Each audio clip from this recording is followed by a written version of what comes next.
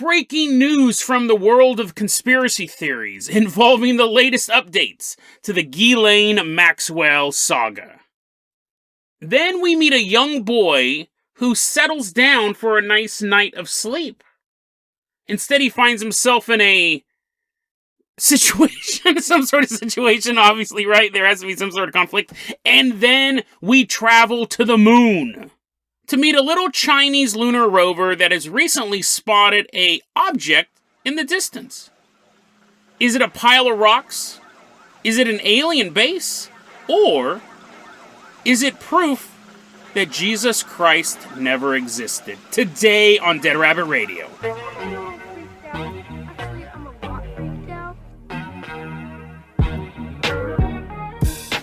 Hey everyone, welcome back to another episode of Dead Rabbit Radio. I'm your host, Jason Carpenter. I'm having a great day. I hope you guys are having a great day too. I hope you guys had a great weekend. We're wrapping up season 16. We got 2 more weeks of episodes, then I'm taking 2 weeks off, and right now we're debating a Christmas live stream special that's up in the air. But I'll keep you guys informed of that. I won't let you guys know at midnight on Christmas Eve. I'm like, join me now. But someone who can join me right now, coming into Dead Rabbit Command right now, everyone on your feet, give it up for our newest Patreon supporter, Burb. Everyone give a big round of applause to Burb walking on in. Looks like a bird. Favorite movie is The Burbs. If you guys can't support the Patreon, that's fine too. Just help spread the word about the show. Really helps out a lot. Now, Burb, I'm going to go ahead and toss you the keys to the Jason Jalopy. We're leaving behind Dead Rabbit Command. Let's start our journey by headed out to London. Burb is driving us on out there, and it's nice and sunny in London. There's like birds flying through the sky and trees are there.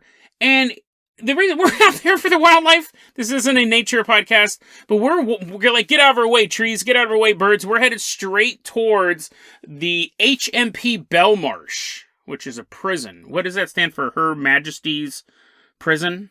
Because I know she's on a bunch of boats too, right? But anyway, so the reason why we're here, they're holding a trial right now. And we're like, get out of our way, bailiffs, get out of our way, guards. We want front seat. We're sitting on the judge's lap. We're like, these are the best seats ever. Getting popcorn everywhere. The reason why we're here was so Julian Assange. Julian Assange is, I'm going to try to boil the entire saga down. I spend more time telling those jokes than I'm going to give you the backlog to Julian Assange's story. Julian Assange started the website, the group WikiLeaks, which is dedicated to transparency in government. And so because of that, a lot of people steal documents and give them to him because they see something going wrong in an organization, they want to expose it.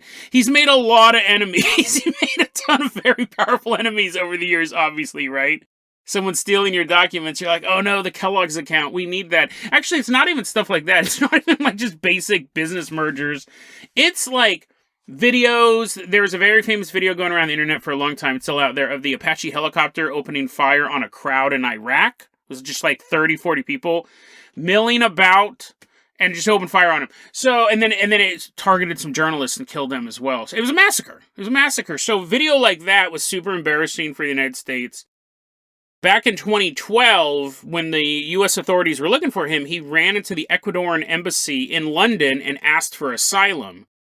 And for the next 7 years, he was like posting TikToks and stuff like that, being like, he's doing dances. He would do media updates. I'm still here, guys, and we're still fighting for transparency. What happened behind the scenes? I think we covered this on a really early episode of Dead Rabbit Radio. If we didn't, that was my mistake, because I thought it was hilarious. What happened about a year or two ago was that the Ecuadorian embassy kicked out Julian Assange. They're like, we're done. You've been here for 7 years. And people were like, whoa, like, is it because who was in charge that time? I think, was it because Trump was leaning on Ecuador? Multiple presidents have tried coming after this guy. Bush, Obama, Trump, and I'm assuming Biden. I guess so, because they just won an extradition. He's being moved back to the United States, but he was in the Ecuadorian embassy for 7 years, and reports came out that his room was super messy, and he was just kind of annoying the staff. Because you're trying to run an embassy, and there's a man living there, a very, very high-profile man living in, like, your former office. So now you're in the closet, and you're like, ah. Apparently he was skateboarding down the halls. Like, there has to be security footage of this. I don't know why they have not released this as a found footage movie at this time. So Ecuadorian, they did kick him out. They said it just was untenable. And he goes, no, it's because of my politics. And they're probably rolling their eyes as they're like calling in all these maids to clean up his bedroom. They're like, you're disgusting, dude. And you look at all these skateboard marks everywhere. How'd you get them on the ceiling? I was grinding. So after that, he didn't want to go to America, so he went to a prison in London. And he's been there for the past couple of years, past 2 years. Well, all of that stuff is the United States wants this dude for leaking those documents, and they want him so bad. They've been fighting this for the people who stole the documents for him have already done their time and been pardoned, and he's still looking at some super serious charges. The reason why we're talking about this is obviously he does have tons of secrets, and there's always been talk of him having a dead man switch, which is what it sounds like. It's a data dump that is sitting with a little timer on it, and every, say, once a week or once a day, depending on how paranoid you are, if you don't enter an access key or do some sort of movement, whether it be a phone call or whatever on the computer, or telegraph or carrier pigeon, the dead man switch activates and all that information gets leaked. It basically is to guarantee that you stay alive. But anyway, so people know that he has something like that out there. I think that would be logical. Julian Assange was recently told, like there was a court hearing. There was a court hearing via video back in October 2021. Julian Assange was told, you will be extradited to the United States. I'm going to tell you this right now, son. The prisons in the United States, there are no Ecuadorian embassy. And he's like, no. Actually, what really happened, this is why we're covering this segment, is the judge says, listen, you've lost your extradition hearing. You will be extradited to the United States. And Julian Assange, on video, has a stroke. This information is just coming out. I just saw this today on December 12th in the New York Post. He had a stroke during the live feed. And he's okay. You just have that footage to the found footage movie. He's okay. He has a drooping right eyelid. And he has some cognitive difficulties. So here's the thing you got. When I saw that article, I was like, okay, this is interesting because, one, that sucks, right, to have a stroke. Two, I get that he's stressed about, listen, man, prisons in the United States, it depends on what prison you end up in, but I'm not going to say anything about California prisons, but prisons in the United States, they're really not as bad as they make it out to be. Oz is not a documentary. Oz is a hyper-realistic, stylized show. It's not that bad. It's not so bad that if someone told me that I was going to go to prison that I'd have a stroke, I'd be like, it's going to suck, right? I'm going to go in. I mean, I guess it's really easy for me to say that as I'm sitting in my closet and I'm within walking distance of a coffee shop that I'm probably going to hit up after I'm done recording this episode. I'm like, I could do 30 years in prison. They always say once you hear that door shut for the first time, it totally messes with your head. But I don't know if I'd have a stroke. Now, again, Julian Assange, he's older than me. He's a pro skater, so his veins may be more worn out from, like, wiggling around, trying to keep balance on the skateboard. But I think it's this. I think that my two theories, put on our conspiracy capture this one. One, he is faking. Because, Jason, I don't know what world you live in, but it's quite hard to fake a stroke. Maybe it's a little bit of scotch tape to make it look like his eyelids droop. But I think because he can just no matter what now he goes, I have cognitive difficulties. I can't answer your questions. I don't know what's going on. I don't know what's going on. I don't think he's now like a drooling idiot. He is still walking around and he's in good health. So that might be kind of hard to sell. But my theory is this. I'm thinking one, he's faking it so he can kind of say, I don't remember what I did all those years. As the Ecuadorians are trying to get money for all the skateboarding injuries he caused, he's like, what? I don't remember. I can't even move a skateboard. Look at my eye. My theory is this was a warning to the people who want him. Like, whether or not he physically had a stroke, the thing is that it could have been a physical stroke, but that was a warning saying, listen, guys, you don't understand. When I die, all these documents are going to get released, and you're going to put me in some, like, hardcore federal prison? Like, you guys are dumb. I think that this was a warning to them. I don't honestly think that it's real, but again, I don't know. I haven't seen Julian Assange lately. The last couple times we saw him, we thought it was a hologram. They're like, the videos are always weird with him. So I think this was a warning. I'm on death's door. If you keep pushing this, I'm going to release these documents. But at this point, I think a lot of the documents he has access to, I don't know how relevant they are to the people in power. And I'm not talking about the president, but I'm always talking about the deep state, the power behind the power. A lot of those people have probably left by now. I mean, those documents were from like 2005. So the new group of people will be like, I don't care if those documents get released. I just don't like leakers. I just don't like spies. So who cares if there's a data drop? It'll embarrass the past two administrations that were past it. So I think that the dead man switch has been compromised. I think that this was a warning to the people he has information on that I could die at any moment. And I don't think a lot of them care. And he will get extradited to the United States, which is interesting. He should have stopped pulling those 720 ollies in the Ecuadorian embassy. They would have kept him there for much longer. But who knows? I am not a legal genius, but we got a lot of breaking news. I woke up to this. Burb, keep driving the Jason Jalopy. We're headed out to Manchester by the Sea in Massachusetts. I think this is a first for the show. I don't think we've ever been to such a Tony neighborhood. So we all know about the Ghislaine Maxwell trial that's going on right now. I think any conspiracy theorist worth their salt at least knows the name Ghislaine Maxwell. Alleged accomplice to Jeffrey Epstein, known and convicted child trafficker. He was convicted, and then when they arrested him again, he mysteriously died in jail. I've done some really good episodes. I think one of my best episodes is the episode about Jeffrey Epstein trying to create the AI dimension. I'm going to put that in the show notes. That's one of my favorite episodes. We did a lot of research on that and found Jeffrey Epstein's blog. It's dope. I really like that episode. But anyway, so Ghislaine Maxwell, she's on trial right now. Jeffrey Epstein died, killed himself, officially murdered is the most common theory. And Ghislaine Maxwell's on trial. So she helped procure girls for him is basically the thing. My guess, my read on this trial, and I've only seen a couple articles on it. I haven't been following it closely, but I'm just I know how this type of stuff works generally. I think a lot of people know that she's being tried. She did commit these, well, I have to say allegedly, but I think she did commit these crimes.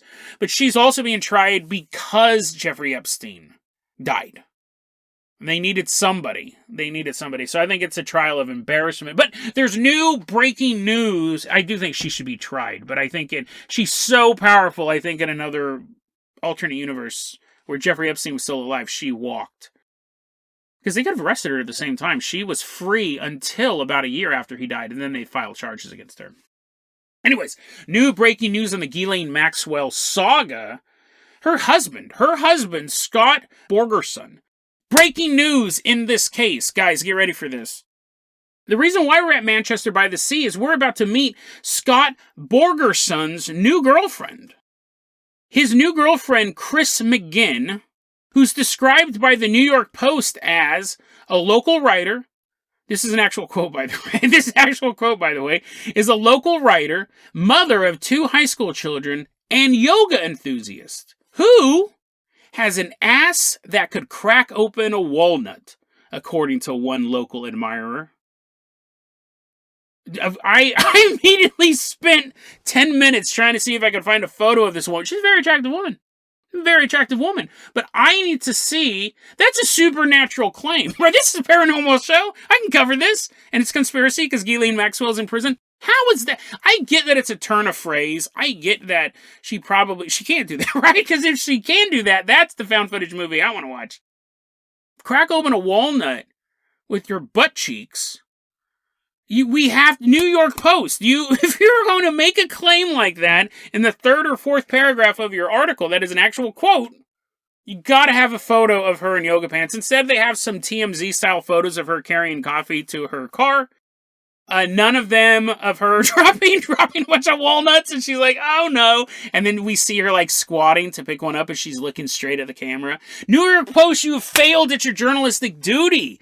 You cannot make a claim like that. There's a lot of lovely photos of this woman wearing sweaters and standing at galas, but there are no photos that exist. This is lost media now. There are no photos of Chris McGinn. I'm not asking There's some guy in Manchester by the Sea right now getting his cameras together. He's like, Jason wants a creep shot. I'll give him a creep shot. I'm not saying go out and stalk this woman. I'm not saying that by any measure at all. I do find it odd that the New York Post is randomly asking people in Manchester by the Sea if they know Chris McGinn.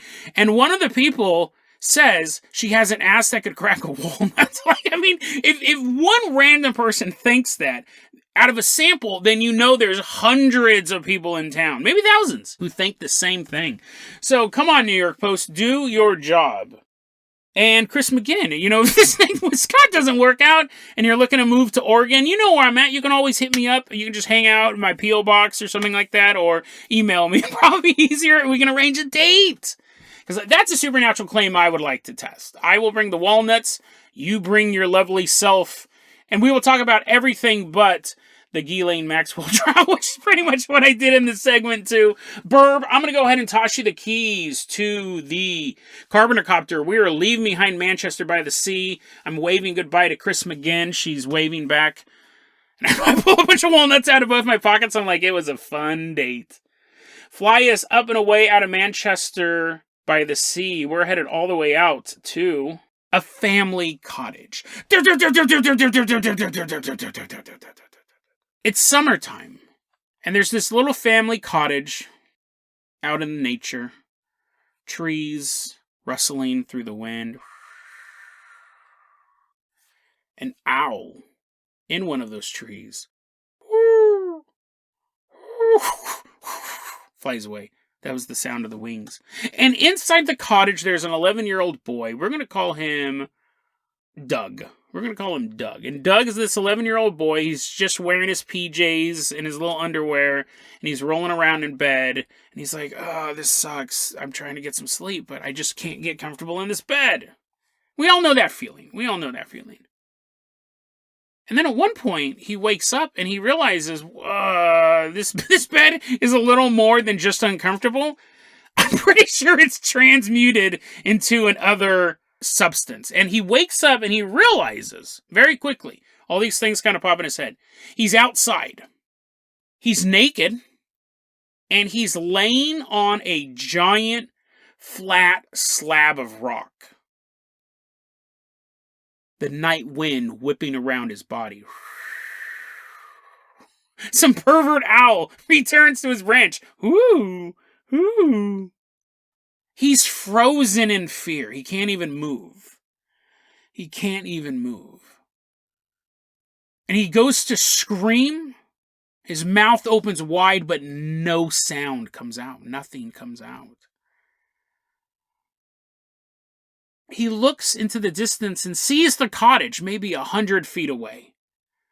And for the first moment in this bizarre attack of images and feelings, there's a little bit of safety. He closes his eyes, he looks back up at the cottage, and now he's able to move. And Doug jumps up. He's shocked by this whole chain of events. He said the slab of rock reminded him of something that you would sacrifice a human to a god on. And here he is in the middle of the night, surrounded by darkness, surrounded by trees. He's keeping one eye on that owl as he slowly makes his way back to the cottage. He can see it. He can look. He says the cottage is maybe like 100 feet away. And as he's walking to the cottage, he realizes when his bare feet touch the ground, he can feel the coldness of the soil. But the rest of his body, totally warm. As if the elements were unable to affect him. He gets into the cabin. He has to climb in through a window because the door's locked. And then he crawls into bed and he is praying nothing followed him back. He doesn't really know what to do. How do you explain any of that? And so he doesn't. He doesn't tell anyone. And the next morning he wakes up, he just gets dressed, he goes out to have breakfast and just try to ignore the fact that he woke up 100 feet away on this slab of rock totally naked. But later that day, he hears his older brother yelling outside, "Hey, Ma! Hey, everyone! Come on down! Come on down to the old god sacrificing rock!" The family comes down there and there's the older brother and he's pointing up. And Doug said, on the top of the trees, the tall ancient trees that surrounded this rock, hanging from a branch, my pajamas. So I'm assuming he told the story at that point, and he goes, to this day, I don't know, I can't explain it. I have no idea what happened. I definitely didn't do it. He goes, all of my family said they didn't do it. It wasn't some prank they were pulling. They're like, hey, let's put something in our kid's drink and he'll pass out. It'll be hilarious. We'll cart his body to this rock. They had no idea what it was either. So an interesting, spooky story. That was posted online. I found it by What Do I Know? That was the name of the user. What Do I Know? But in the way that this show works sometimes, we get two stories that kind of show up at the same moment. I'm researching so much stuff, and this sieve, every so often, it shakes out stories that are very similar to each other. And so it gives us something we can compare and contrast. Burb, we're going to go ahead and we're going to call in the Dead Rabbit rocket ship. It's time to leave Earth's orbit. We're headed to the moon.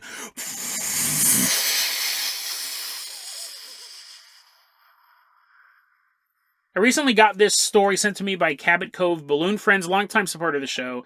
Does a lot of art for us as well. Really, really, really appreciate all that stuff. The reason why we're on the moon is, right now there's a little rover on the moon from China. It's like a little remote control thing, little remote control RC car on the moon.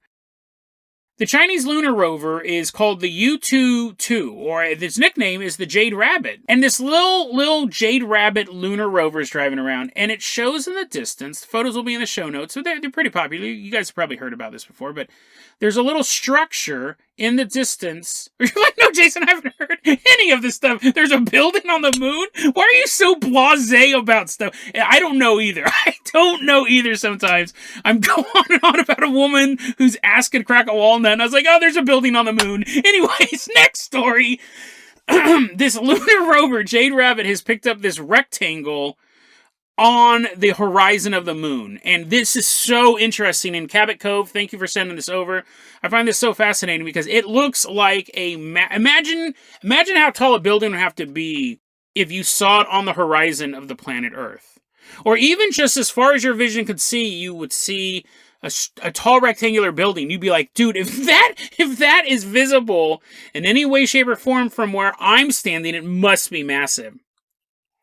And so these photos have gone up and people have started talking, what is this? Is it a building? Is it an alien base? Is it a rock structure? Who knows? Now, obviously, scientists are saying rock structure, conspiracy theorists, alien, people are saying base, and everyone else is kind of taking a wait or see, or what are you talking about? I have no idea what you're talking about. And I'm reading, and I was like, oh, this is fascinating. Like, let's see them do this. And then at the bottom of the article, after you read it, it says, it's going to take the lunar rover 2 to 3 months to get there. I was like, okay.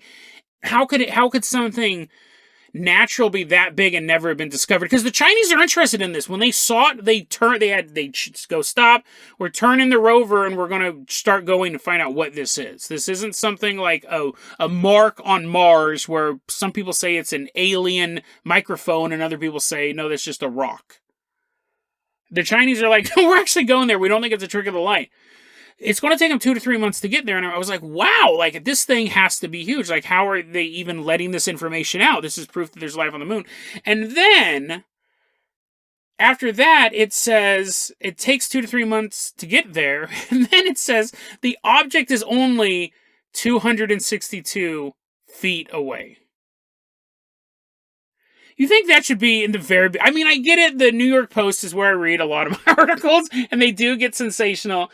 And I get it. Like, if that's in the beginning, then you obviously know it's not that big. It still could be a tiny little hut, right? It could be Yoda's. We don't know. We won't know until we get there. I think it's awesome that the Chinese government is actually checking it out, because NASA has a history of, like, there's, like, this ship flying, is landing on Mars, and a bunch of people are getting off, and they're like, oops, our rover broke. Sorry, guys, no more footage. They do not check out stuff. The reason why it's going to take 3 months is because this isn't like an RC car. And if it was like an RC car, which I think we've all played with at one point in our life, within 5 minutes of anyone playing with an RC car, it's on its back. Right? Unless you're really good at it, you're always making it hit walls. And that would happen up here. So they have to, like, it can go up to 0.112 miles per hour. this rover, but they never go it that fast. It has to drive a bit, take a picture, they run a 3D model, and then they go, okay, turn 2 centimeters. And it can't drive at night. And night, you're like, oh, that's not bad. That's only 12 hours. No, night on the moon is 14 Earth days. So for 14 Earth days, it just can't move at all. It's too cold. So fascinating science stuff. And the question is what is that an artificial thing? Let's take another look at a story very similar to Doug's story. Very similar to Doug's story. And I messaged Doug and I go, hey, here's this story. And maybe this happened to you. Maybe it wasn't just you waking up in the middle of the night naked. Yeah, what happened to that kid? Was that ghosts? Is that paranormal? It's weird. But anyways, on July 3rd, 1951, in Ukiah, which is in California, there's a Catholic school camp. It's 3 a.m. at this Catholic school camp, and there's a young kid sleeping. We're just going to call him Martin. He's sleeping in his bed. He's not having the best night's sleep. He didn't have the best day, actually. You think you're going to go to Catholic school camp to, like, read Bibles and stuff like that, but he cut his foot somehow. I don't know how that happened. The teachers are like, now we're going to reenact the crucifixion, and he volunteers. He's like, ah. So anyways, he has a cut on his foot, and he's sleeping in bed, and he notices, like, his eyes are closed. He's being roused out of sleep. He sees a blue-green glow. Like, even though his eyelids are closed, it's such a powerful light, he can see it through his closed eyes. And he opens them. He's laying on a cement slab. No joke, these stories are not related in any way. He's laying on a cement slab. Like, this one's a little less evocative, a little less Cthulhian. But you know how you have picnic tables and then you have the concrete slabs where like the barbecue pits are set up? He was on one of those. He wasn't on a sacrificial rock. He was laying on one of those and he looks up and he says, I don't know, maybe 70, 80 feet above me, I see this large disc. And underneath it, it's emitting a bluish green glow. And then shoots up into the night sky. He said the UFO was about a city block wide. Like, this is a massive mothership type object. But now, what does he do, right? It's spooky, but he's all alone in the middle of this wilderness. He gets up and he's quite a distance from the cabins, but, still in the campground. He's at the picnic spot. So he walks back to the cabin. I mean, any distance is too far if you have a cut on your foot. He hobbles back to the cabin and he makes a ton of noise. He's totally freaked out by it. It's not like the first kid who sneaks in through the window, Doug. He's like, hey, everyone, I got a crazy story. UFO just abducted me. And the camp counselors don't believe him. And the kids are like, oh, yeah, that's pretty cool. And they're like poking his foot for evidence. They're like, maybe they put something in here. Maybe it's an implant. No, you numbskull.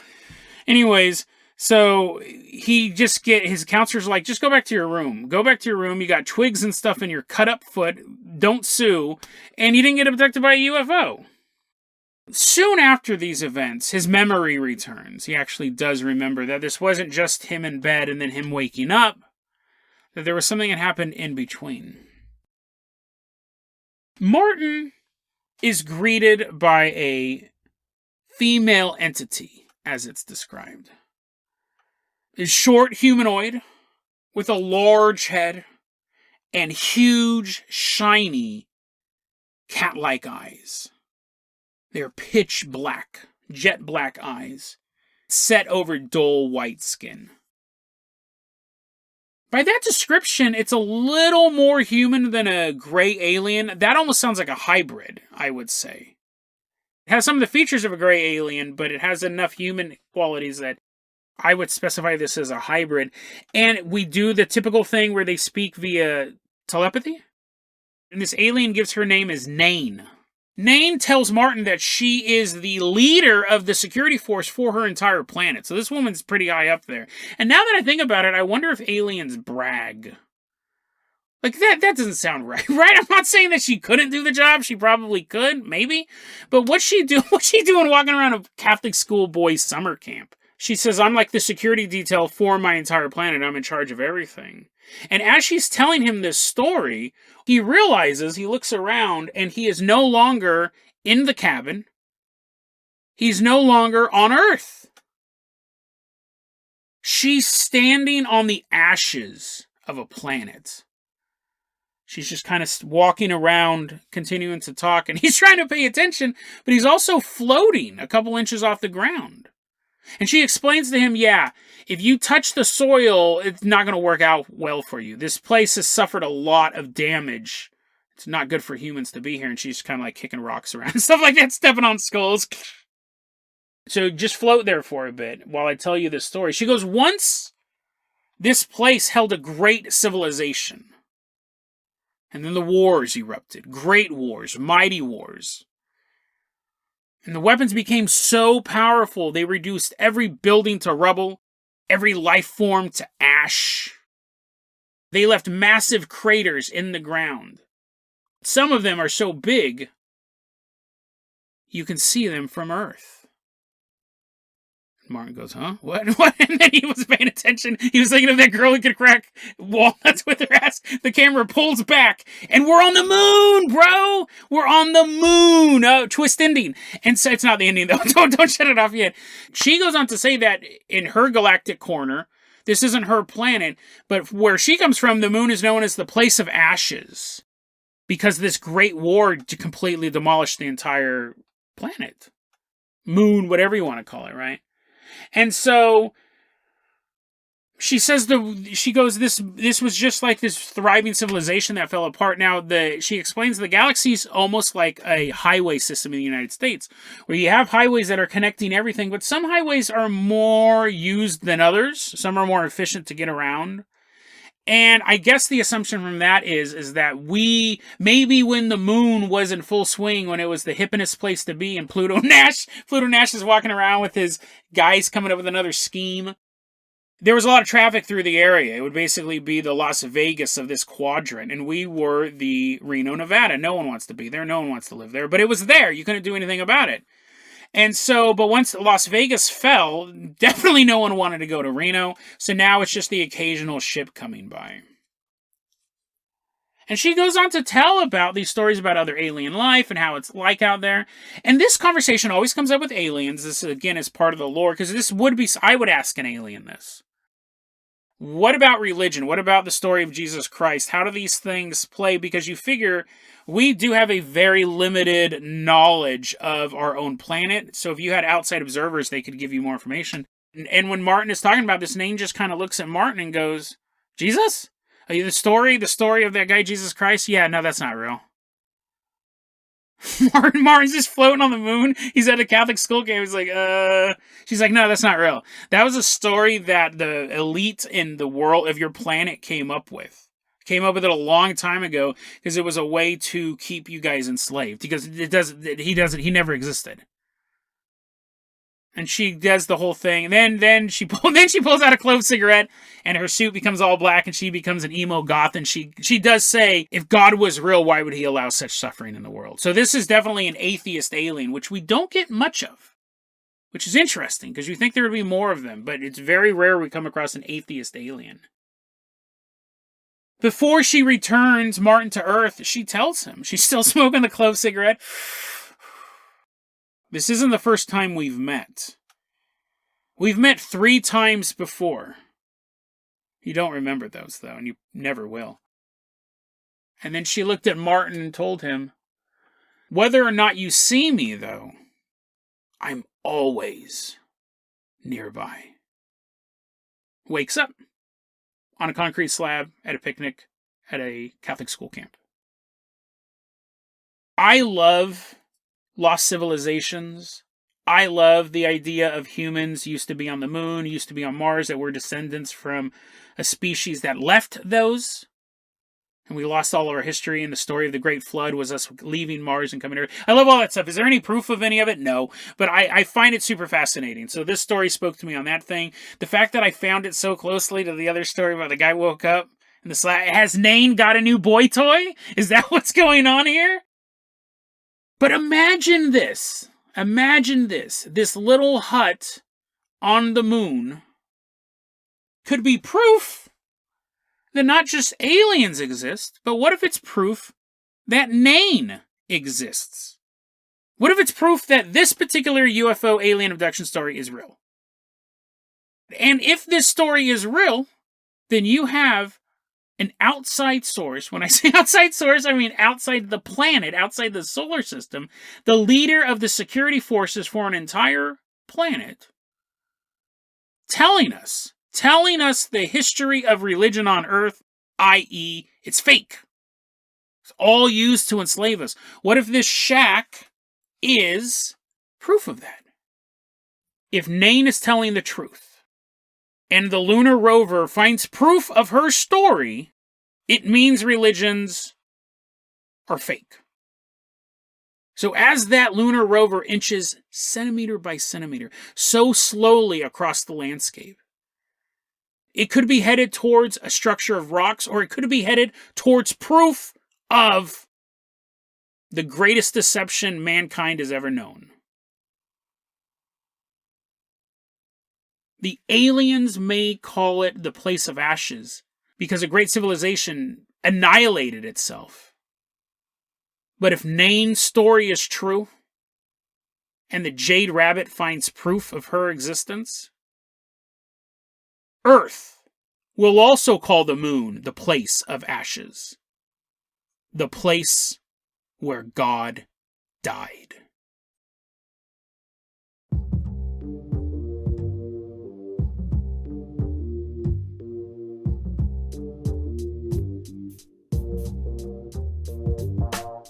deadrabbitradio@gmail.com is going to be your email address. You can also hit us up at facebook.com/deadrabbitradio. TikTok is at deadrabbitradio. Dead Rabbit Radio is the daily paranormal, conspiracy, and true crime podcast. You don't have to listen to it every day, but I'm glad you listened to it today. Have a great one, guys.